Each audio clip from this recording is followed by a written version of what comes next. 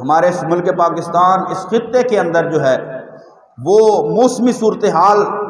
جو ہے وہ کافی حد تک تبدیل ہو چکی ہے۔ ہر سال آنے والے سال جو ہے وہ گرمی پہلے سے زیادہ بڑھ جاتی ہے۔ اس کی وجہ کیا ہے کہ ہم نے جو ہے وہ درخت کاٹنے شروع کر دیے، جگہ جگہ سوسائٹیاں بن گئیں، مکانات بنا دیے، درخت ہم نے کاٹ دیے اور نئے درخت جو ہیں وہ لگا نہیں رہے۔ درخت جو ہے وہ ماحول کو، موسم کو برقرار رکھنے کے اندر معاون ہوتے ہیں۔ تو دعوت اسلامی کے تحت یہ سلسلہ شروع ہوا ہے کہ اس آزادی کے موقع پر ہر بندہ جو ہے وہ اپنے نام کا ایک درخت ضرور لگائے۔ درخت لگانا یہ نبی کریم صلی اللہ تعالیٰ علیہ وآلہ وسلم کی سنت بھی ہے۔ حضرت سلمان فارسی کے باغ میں 300 پودے نبی کریم صلی اللہ تعالیٰ علیہ وآلہ وسلم لگائے۔ اور درخت لگانا یہ بھی صدقہ جاریہ ہے۔ درخت لگانا یہ صدقہ جاریہ ہے، نبی کریم صلی اللہ علیہ وسلم کا فرمان ہے، حدیث مبارکہ ہے۔ آقا دو جہاں صلی اللہ علیہ وسلم نے فرمایا کہ اگر کوئی مسلمان درخت لگاتا ہے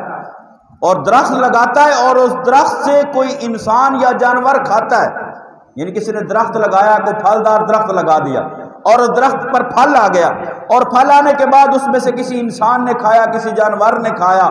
یا اس سے کسی انداز کے ساتھ بھی اس درخت کے ساتھ فائدہ حاصل کیا، تو نبی کریم صلی اللہ علیہ وسلم نے فرمایا وہ لگانے والے کے لیے اللہ صدقے کا ثواب لکھ دیتا ہے۔ تو ایک تو ہم یہ پاں چھوڑے چھاں کریں،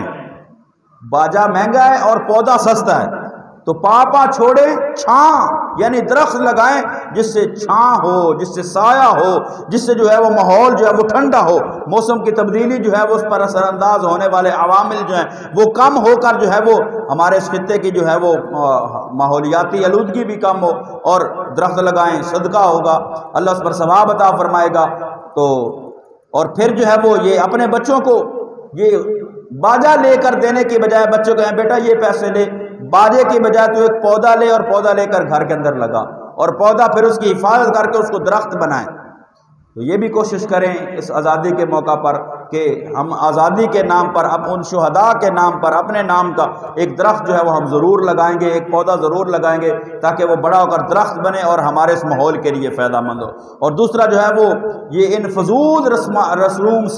رسومات سے، فضول چیزوں سے، یہ پاں سے اور یہ ان چیزوں سے نکل کر جو ہے وہ ہم اپنے بچوں کو اس رستے پر لگائیں کہ یہ ملک پاکستان جو ہے وہ اسلام کے نام پر حاصل کیا گیا ہے۔ آپ کو کچھ کرنے کا موقع ملے، آپ کسی مقام پر پہنچے جہاں آپ با اختیار ہوں، تو کوشش کریں کہ اس ملک پاکستان کے اندر اسلام کا نظام آئے، اسلام کا قانون آئے، اسلام کو غلبہ حاصل ہو۔ جب اسلام کو غلبہ حاصل ہوگا تو پھر یہ ملک ترقی کرے۔